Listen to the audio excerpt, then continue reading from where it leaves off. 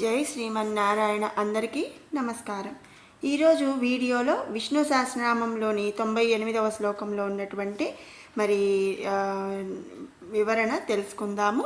అలాగే మరి దాని రహస్యం, దాని యొక్క విశిష్టత ఏమిటి అనేది మనం తెలుసుకుందాం. అక్రూర పేషలో దక్షో దక్షిణ క్షమినాం వరః విద్వత్తమో వీతభయః పుణ్యశ్రవణ కీర్తన. అక్రూర, అక్రూరుడు అంటే మరి సకల స్వభావములను కూడా జయించినటువంటి వాడనమాట. ఆయనకు మరి ఎంత దయ ఉందో అంత మరి జాలి కానీ ఇవన్నీ కూడా అన్ని లక్షణాలు, అన్ని స్వభావములు జయించినటువంటి వాడు శ్రీ మహావిష్ణువు. శ్రీ మహావిష్ణువు కనుకనే మరి గజేంద్రునికి మోసలి నుండి మోక్షం కల్పించుటకు దానితో పోరాడి గజేంద్రుడిని తప్పించాడు. అయితే మరి ఇక్కడ మనల్ని ఎవరైనా బాధ పెట్టారనుకోండి, వాళ్ళని చంపటానికైనా సరే మనం వెనకాడం, వాళ్ళని ఏదైనా చెయ్యాలి అనుకుంటాం. కానీ ఇక్కడ స్వామివారు ఏంటండి, గజేంద్రునికి మోక్షం కలిగించడానికి మొసలితో పోరాడారే కానీ మొసలిని వధించలేదనమాట. అంతటి దయాళుడు శ్రీమన్నారాయణుడు. మంచి చేసిన వారి మీద అలాగే చెడు చేసిన వారి మీద ఎవరి మీదైనా సరే దయగలిగినటువంటి వాడు శ్రీమన్నారాయణుడు అనమాట. ప్రతి వాళ్ళకి కూడా స్వామి మోక్షాన్ని ప్రసాదిస్తాడు. అటువంటి మరి సకల స్వభావములను జయించినటువంటి వాడు కాబట్టి శ్రీమన్నారాయణుని మనం ఇక్కడ అక్రూర అనే నామంతో స్తుతించుకుంటున్నాము. తర్వాత నామం పేశలహ.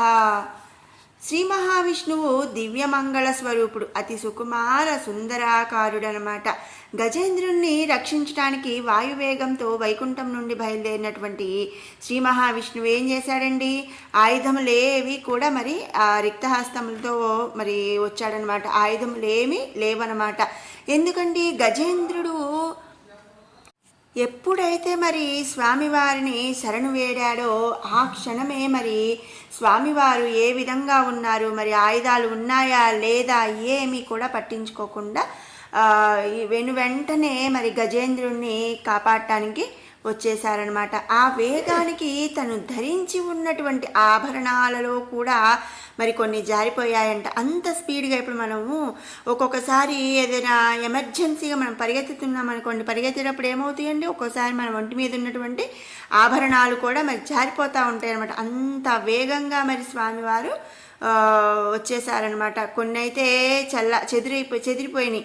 మరి ఒక గొలుసు వెనక్కి పడిపోవటం, ఒక గొలుసు ఏమో పక్కకి వెళ్ళిపోవటం, అట్లా. అలాగే వస్త్రములు కూడా చెదిరిపోయాయంట. అయినా సరే ఆయన స్వరూపం తన సుకుమారత్వాన్ని, మనోహరాన్ని కోల్పోలేదు. స్వామివారి ఒంటి మీద ఎన్ని ఆభరణాలు ఉన్నా, అవి ఏ విధంగా ఉన్నా, వస్త్రాలు ఏ విధంగా ఉన్నా సరే స్వామివారి యొక్క సుకుమారత్వం, మనోహరం అనేది కోల్పోలేదనమాట. అంతటి సుకుమార సుందరాకారుడు శ్రీమన్నారాయణుడు.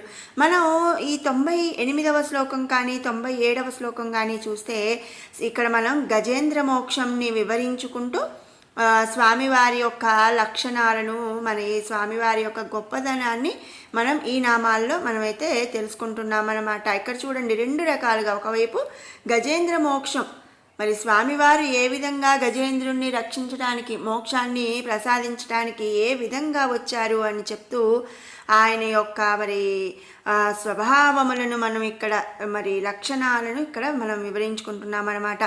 కాబట్టి మరి ఏ విధమైనటువంటి ఆభరణాలు ఉన్నా లేకపోయినా, ఏ విధంగా ఉన్నా సరే స్వామివారి యొక్క సుకుమార సుందరాకారం అనేది, మరి మనోహరం అనేది కోల్పోలేదు. కాబట్టి స్వామివారిని మనం ఇక్కడ పేశలహ అనే నామంతో స్తుతించుకుంటున్నామన్నమాట. తర్వాత నామం దక్షః. తన భక్తులను కాపాడుటయందు అమితమైనటువంటి దక్షత కలిగినటువంటి వాడు. గజేంద్రుడు శ్రీ మహావిష్ణువును ప్రార్థించగానే మరి ఏం చేశాడండి, మనం పైనామంలో చెప్పుకున్నాం. అసలు ఆయన చేతిలో ఆయుధాలేమీ లేవన్నమాట. ఆ విధంగా అంటే మరి ఆయుధాలను సైతం మరిచిపోయి అతడిని కాపాడుటకు వచ్చినటువంటి దయాళుడు శ్రీ మహావిష్ణువు. అంటే మరి మనం ఎప్పుడైతే ఒక గజేంద్రుడే కాదండి, ఎవరైనా సరే, మరి మంచి వాళ్ళైనా చెడ్డవాళ్ళైనా, స్వామిని నమ్మిన వాళ్ళైనా నమ్మని వాళ్ళైనా, ఎవరైనా సరే మరి అవసరమైనప్పుడు స్వామివారిని కనుక ప్రార్థిస్తే వెంటనే మరి కాపాడటానికి వచ్చేస్తారనమాట. ఎంత దయాళుడంటే ఆయుధాలను సైతం మర్చిపోతాడు. మరి యుద్ధం చేయాలంటే అసలు ఆయుధాలు లేకపోతే ఎట్లాగా?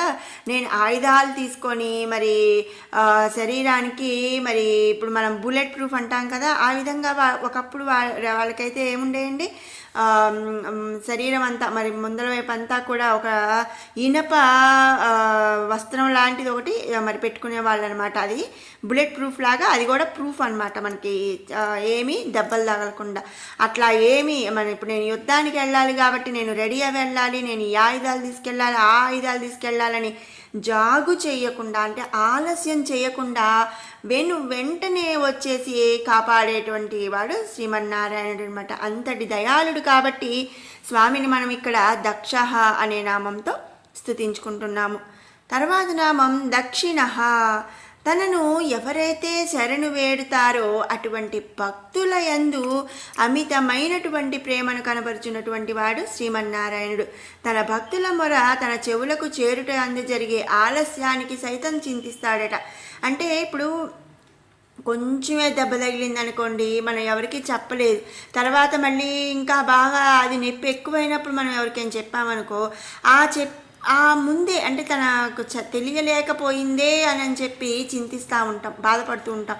అదేవిధంగా ఇక్కడ స్వామివారు ఏంటండి, తన భక్తులు శరణు వేడగానే మరి వాళ్ళ మీద ప్రేమను కురిపించేస్తాడు స్వామి. మరి ఇప్పుడు మనం ఒక మాట మాట్లాడామనుకోండి, ఆ మాట నా నోటి నుంచి వచ్చి ఎదుటివారి చెవులకు వెళ్ళటానికి కొంత టైం టేకెన్ అనేది ఉంటుంది కదా, ఆ టైం టేకింగ్ ప్రాసెస్ కూడా అంటే ఆ కొంచెం ఆలస్యానికి కూడా స్వామివారు ఎంతో బాధపడిపోతారంట. అయ్యో మరి నాకు నేను వినేటప్పటికి నాకు ఆ విషయం తెలిసేటప్పటికి లేట్ అయిపోతుందే అని చెప్పి మరి బాధపడుతూ ఉంటారట స్వామి. అంతటి ప్రేమను కురిపించేటువంటి వాడు కాబట్టి ఇక్కడ మనం స్వామిని దక్షిణః అనే నామంతో స్తుతించుకుంటున్నాము. తర్వాత నామం క్షమినాం వరహ. క్షమినాం వరహ అంటే క్షమాగుణం అన్నమాట. క్షమినాం అంటే ఏంటండి, క్షమాగుణం. వరహ అంటే మరి వరాలు. క్షమాగుణం కలవారందరిలోకి శ్రేష్టమైనటువంటి వాడు శ్రీమన్నారాయణుడు. అందరూ మంచివాళ్లేనండి, అందరూ నాకు స్నేహితులేనండి, కానీ అందరికన్నా ఒక్క పైసా వంతు తను కొంచెం మంచివాడండి, తను కొంచెం జాలి కలిగినటువంటి వాళ్ళండి, ఇలా మనం చెప్తూ ఉంటాం కదా. అదేవిధంగా ఎంతమంది అయితే మరి క్షమాగుణం కలిగినటువంటి వాళ్ళు ఉన్నారో ఆ అందరిలో కల్లా శ్రేష్టమైనటువంటి వాడు శ్రీమన్నారాయణుడట. తనను ఆశ్రయించిన గజేంద్రుడిని మొసలి ఎంతగా బాధించినప్పటికీ కూడా గజేంద్రునికి విముక్తిని కల్పించాడు. తన భక్తుల అందు కర్మ ఫలితములైనటువంటి పాపములను తన నామస్మరణ చేత ప్రక్షాళన చేసి ముక్తిని ప్రసాదించేటువంటి వాడు శ్రీమన్నారాయణుడు అనమాట.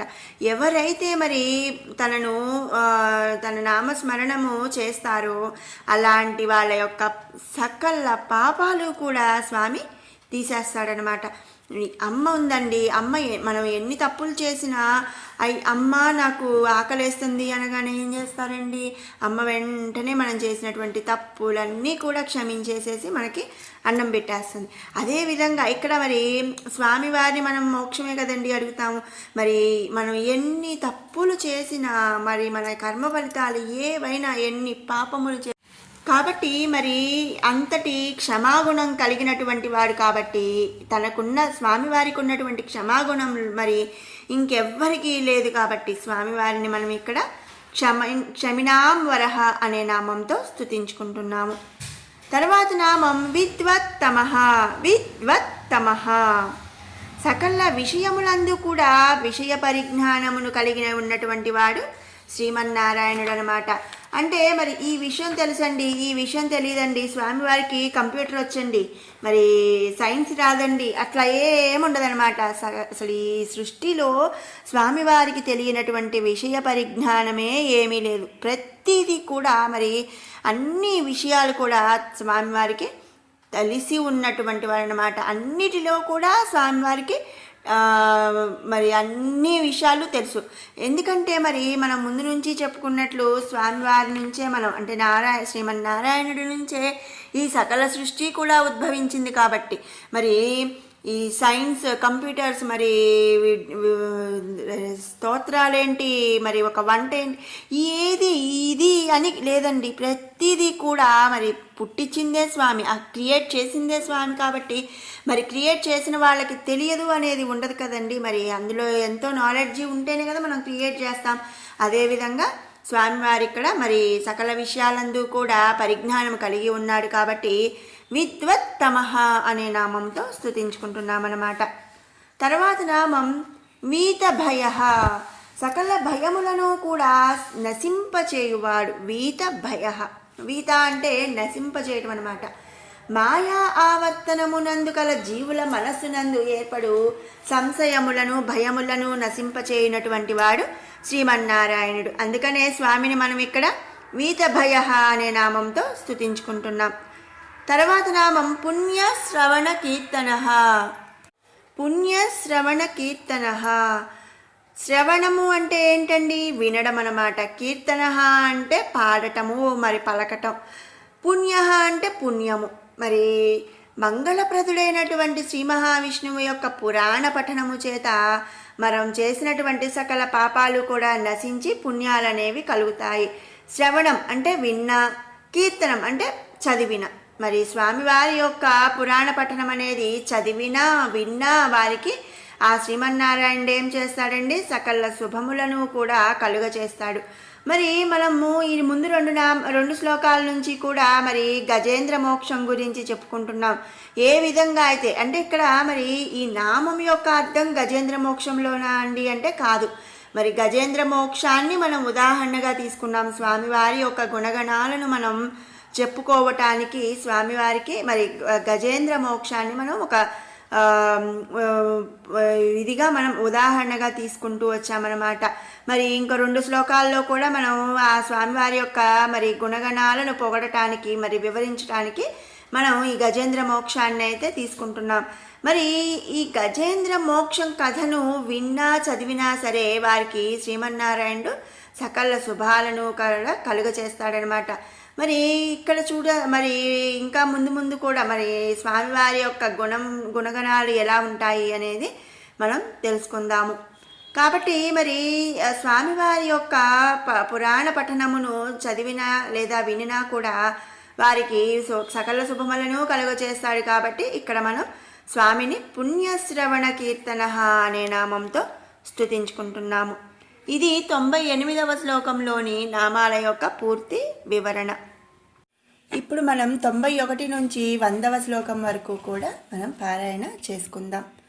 భారభృత్ కథితో యోగి యోగి సర్వకామదః ఆశ్రమః శ్రమణ క్షామః సుపన్నో వాయువాహనః ధనుర్ధరో ధనుర్వేదో దండో దమయుతాదమః అపరాజిత సర్వసహో నియంతా నియమో యమః సత్వవాన్ సాత్వికః సత్యః సత్యధర్మపరాయణః అభిప్రాయ ప్రియార్హోర్హః ప్రియకృత్ ప్రీతివర్ధనః విహాయ సగతిర్జ్యోతిః సురుచిర్హుతభుగ్విభుః రవిర్విలోచనః సూర్యయః సవితారవిలోచనః అనంతో హుతభుగ్భోక్తా సుఖదో నైకదోగ్రజః అనిర్విణ్ణః సదామర్షి లోకాధిష్టానమద్భుతః సనాతన సమః కపిలః కపిరవ్యయః